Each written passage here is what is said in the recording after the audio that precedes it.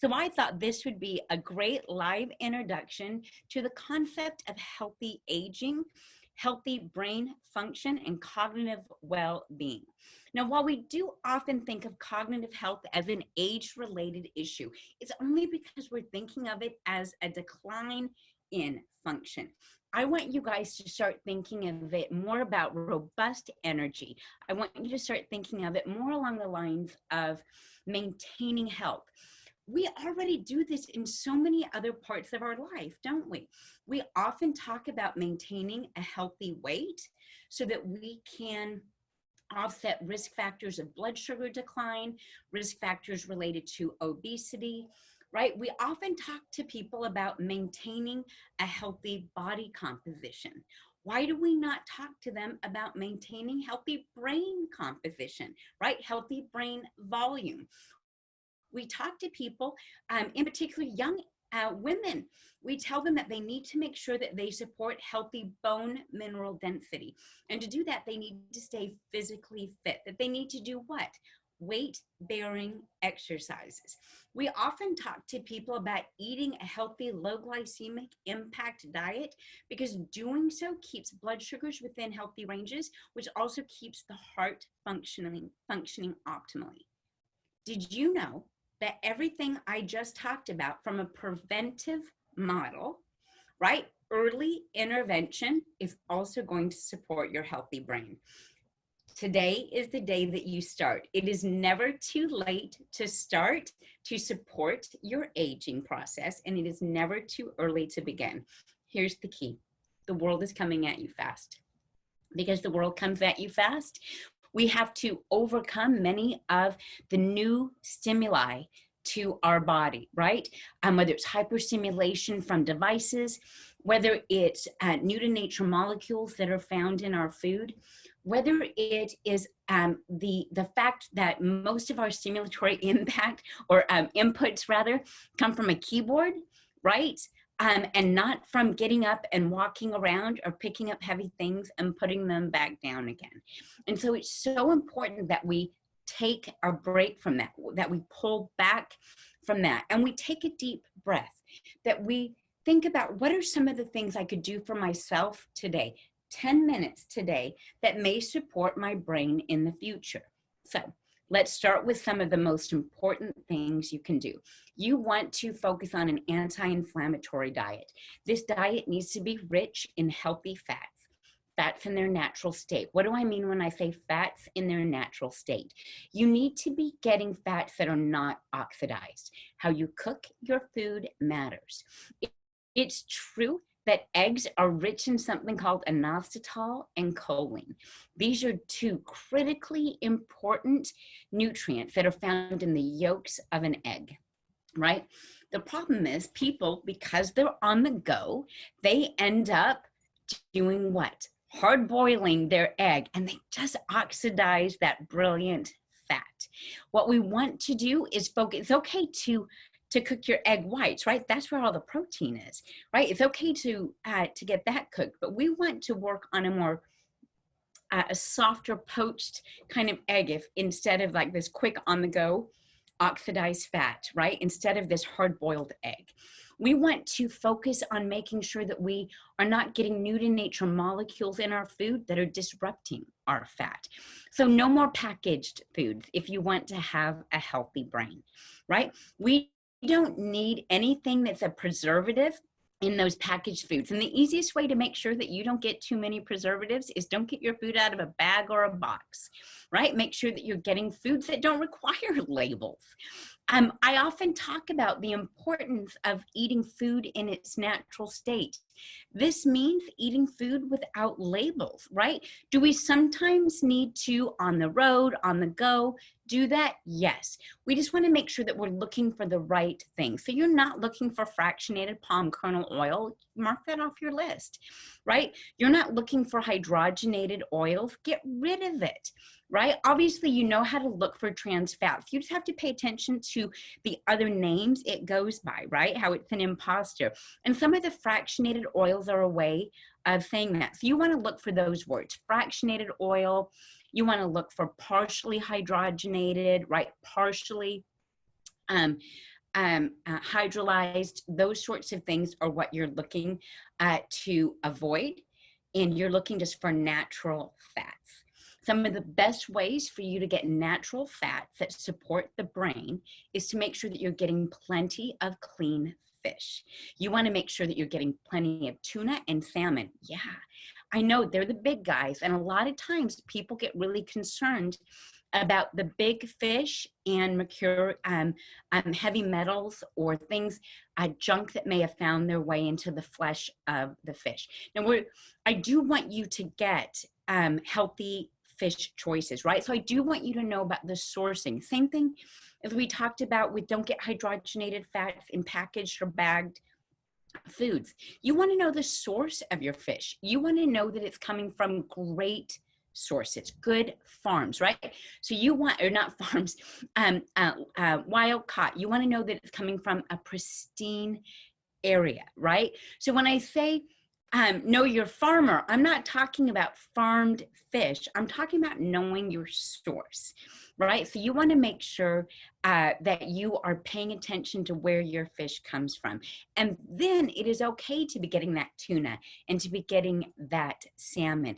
But if you're still concerned about that, I've got the easy button for you. The easy button is omega-3 fatty acids for brain health, right? The easy button, whether you need DHA for healthy brain aging or you need EPA for healthy mental emotional outlook, it's the combination of these two things from fish oil that do the heavy lifting in supporting the body's overall health, the body's metabolism, right? I often will refer to this as metabolic fitness. Neurologic fitness or flexibility is the other way I want to describe it now. So it's absolutely true that a diet rich in omega-3 fatty acids is profoundly beneficial for joint health, for cardiovascular health, but also for neurologic well-being. And it's never too early to start. Omega-3 fatty acids are essential. That means your body can't make them. You need to take them. And most individuals are not consuming enough, right? 1.34 pounds of grass-fed beef is what it is required to get the 1.5 grams of combination EPA DHA. How about 30, well, I don't want to pick that one because I don't want you to do dairy, right? But you can get some of these fats in dairy products. You just have to consume a lot of dairy products. So I don't want you even doing dairy. We're going to mark that one off the list, right? But it's upwards of a quarter of a pound to a full pound of fish a day, depending on the choice of fish that you choose. And so many people find it is far more beneficial to use an omega-3 fatty acid because you can get a very high concentration of omega-3s without the intervention of too many omega-6s, right? This is also a way that if you are a grain eater, if you do eat nuts and seeds, which are places that you're going to get omega-3s as well as omega-6s from, that you need to, especially if you get vegetable oil, okay, get that off your diet, right? But one of the things that we find is that we need to kind of compete with the omega-6s that we get in our diet through our regular foods, packaged and otherwise. And we want to make sure that we get plenty of omega-3 fatty acids. And some of the best ways to do that, some of the simplest ways to do it, but also some of the cleanest ways to do that is by making sure that you get an omega-3 fatty acid supplement, something that is high in EPA and DHA, a combination of at least 1,500 milligrams. More EPA than DHA because EPA elongates into DHA through enzyme activity. So it's not necessary for adults to get a higher amount of DHA than they do EPA. EPA tends to be where a lot of the benefit for mental emotional well-being, being able to bob and weave and deal with perception of, around stressors. Much of the benefit that we see from brain function and brain aging comes from both EPA and DHA. But one of the things that we know is that a 2-to-1 ratio is a perfectly acceptable ratio for cardiovascular health, for joint health, and for brain health. There are certain areas where you want a lot more EPA than DHA, but that's when we're really nuancing omega-3 fatty acids in general.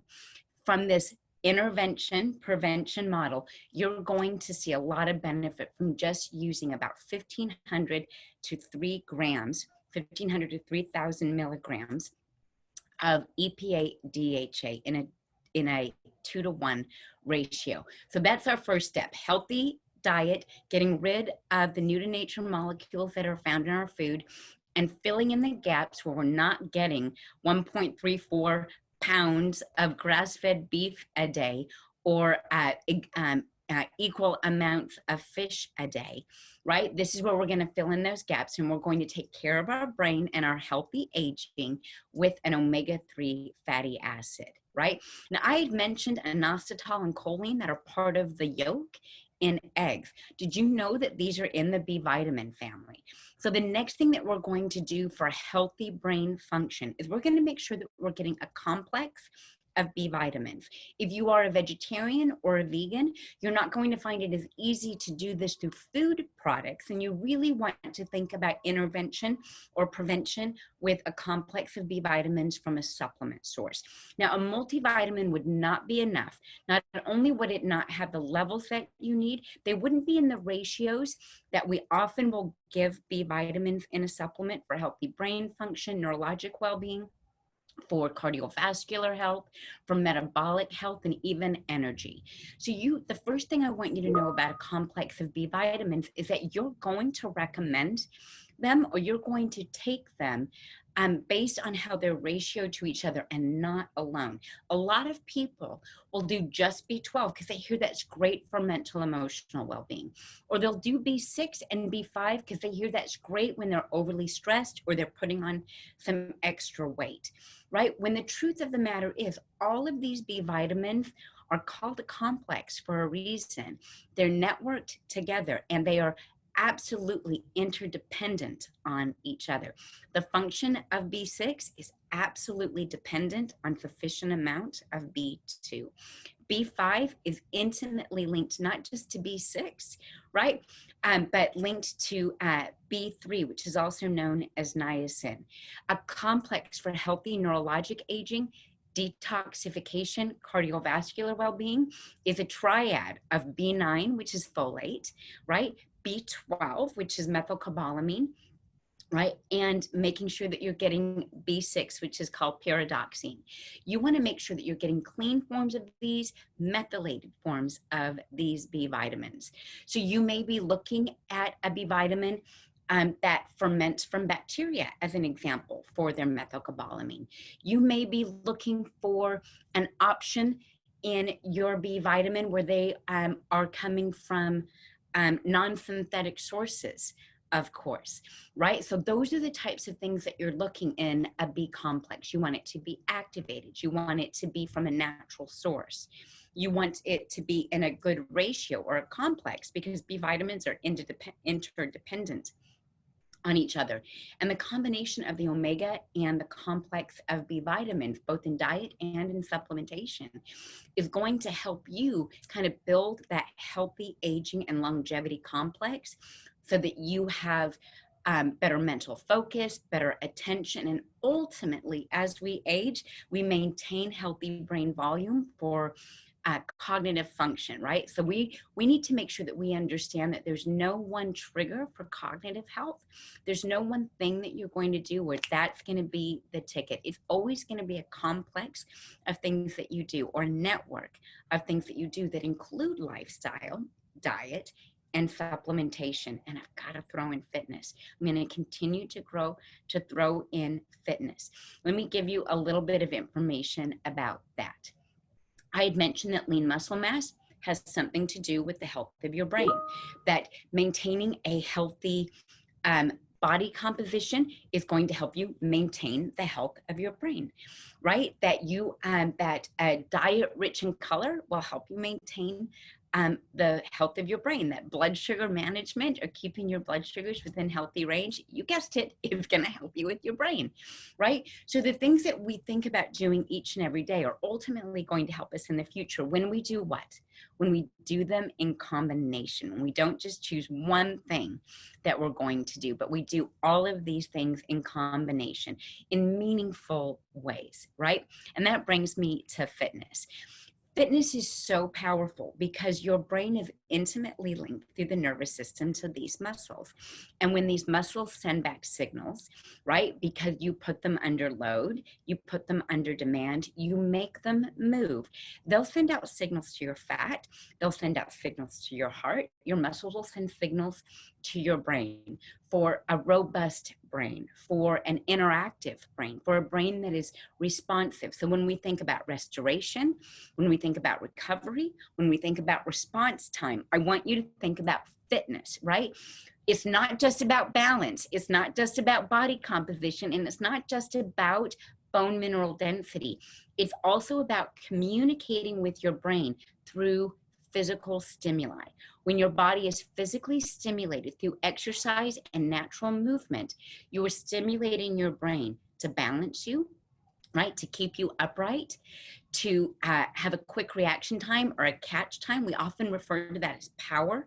When you can pick up something heavy and you can do it quickly, that is your brain engaging with you. And fitness is of critical importance as you age, not just from a metabolic standpoint, but from a neurologic standpoint.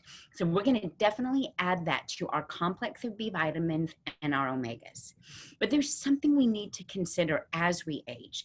Oxidative stress tends to go up, or the ability to clear oxidative stress goes down. Now, sometimes this is because as we age, we just don't create as much coenzyme Q10 as we used to. And your brain, your lungs, your liver, your muscles all rely on coenzyme Q10 for mitochondrial function. These little energy packets, these little batteries for the mitochondria in your cell, well, having a sufficient amount of that type of fuel, coenzyme Q10, right, which is also going to be something that is going to be rich in some of these animal foods, but can be found in dairy products, although I want you to stay away from the dairy products right now. And in nuts and seeds, you're going to find some coenzyme Q10. So again, we're going to come back to this mixed diet, this mixed diet, this mixed diet. That's all going to be the foundation for what you do each and every day to support your brain in later decades of life. But because the world comes at us fast, because we're overly stimulated, I want you to consider other things you can do for that early intervention type model, right? So we've discussed fitness. We've discussed the importance of omegas. We've discussed the importance of a complex of B vitamins. Coenzyme Q10 as the powerhouse, or little batteries in each and every one of your cells. The more abundant coenzyme Q10, the more efficient your mitochondria, the more physical fitness, right? The more physical stimuli you put your body through, the more biogenesis or creation of mitochondria, right? But there was that thing I mentioned, as we age, not just coenzyme Q10 starts to decline, your ability to clear out cellular debris also declines. We need also something on board that can create glutathione. Glutathione is a master antioxidant, but it's an intracellular, inside the cell antioxidant. And that means that you don't consume it in a supplement, you don't consume it through dietary sources as a whole glutathione, right? You build it off of a healthy diet. You build it off of the building blocks of your healthy diet that include B vitamin rich foods, that include glutamine rich foods, that include antioxidant rich foods. So there's something called N-acetylcysteine, something called curcumin. You know it as turmeric, right? Curcumin is one of the chemical organic structures that's found in the turmeric root. In fact,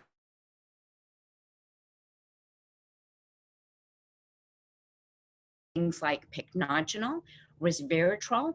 These are all considered important for precursor activity to the creation of glutathione, because glutathione is not just the master antioxidant inside the cell, it's also what is referred to as the garbage man of the body. It sweeps out cellular debris. So having a sufficient pool, POOL, of glutathione is enough to support clearance of free radicals in the body, to neutralize oxidative stress that leads to cellular debris and sluggish metabolism, including brain health, right? Clearing all of that out, managing many of the end products of metabolism where we may see a sluggish metabolism, even a general sense of malaise or fatigue in the muscles.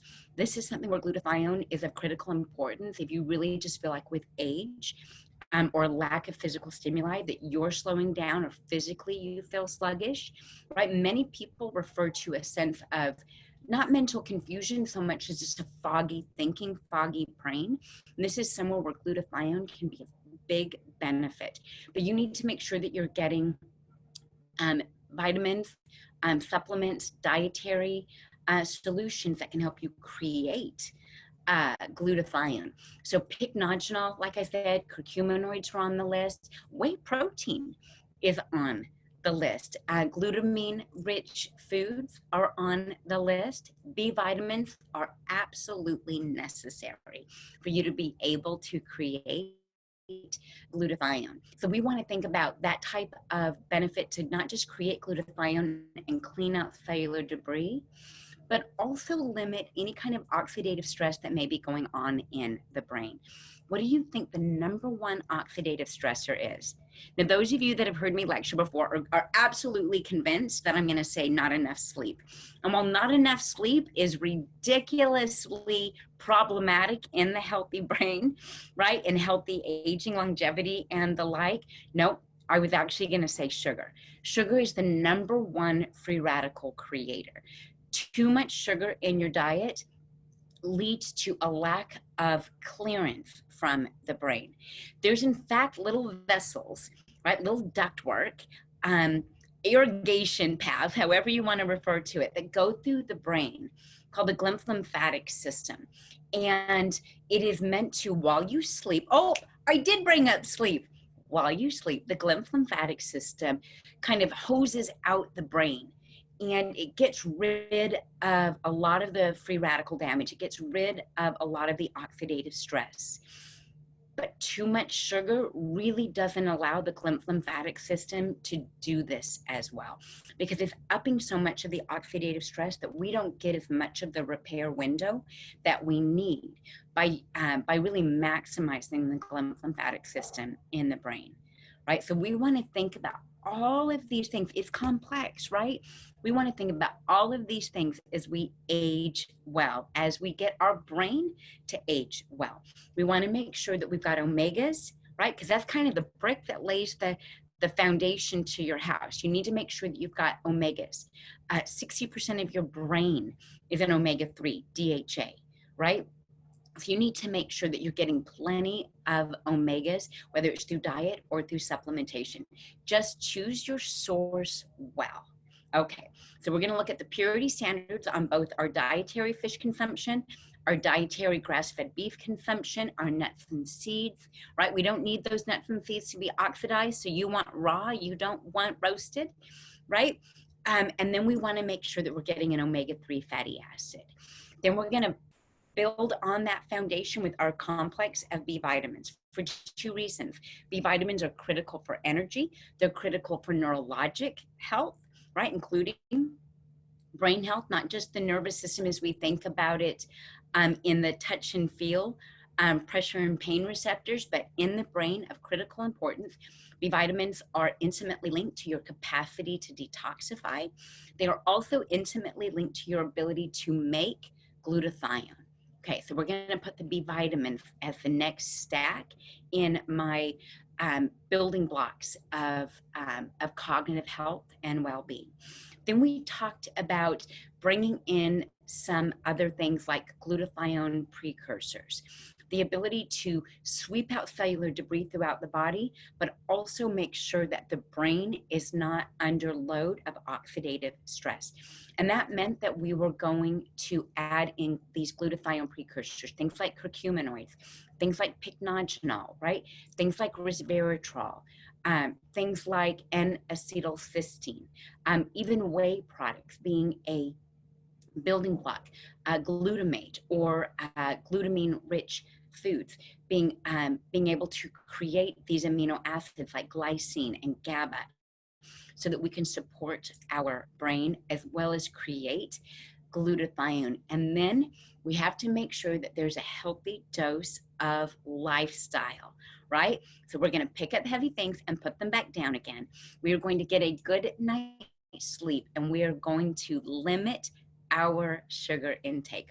All of these things are a fantastic recipe to ensure that you have a robust and vital brain, that you have the right stimuli to keep your brain healthy today and in the future.